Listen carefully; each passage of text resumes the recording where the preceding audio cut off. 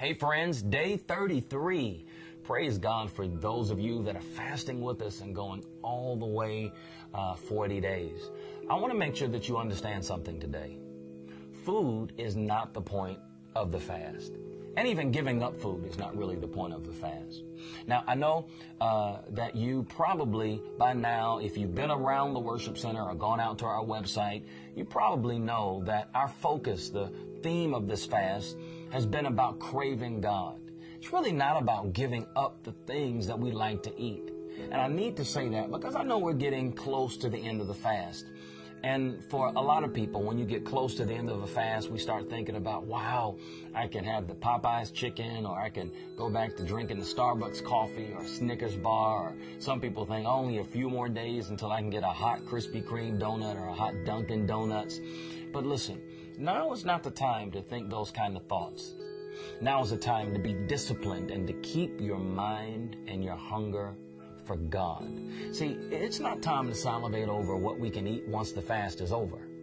It's time to go all out and to crave God like never before.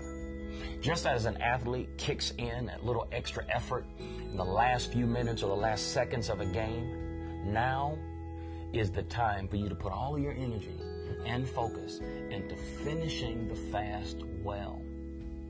We've all come so far, and we've been praying daily together, and I'm excited about that. Let me tell you something. We've accomplished a lot in the Spirit, and I really think it's more than you probably can apprehend even right now. I think that throughout the course of the year, you're going to be reaping tremendous blessings and a harvest, because over these past few days, you've been sowing tremendous spiritual seeds. So listen, we can't drop the ball right now. We got to dig in, focus all of our attention, and pour all of our energy into going all the way and to finish this fast with victory.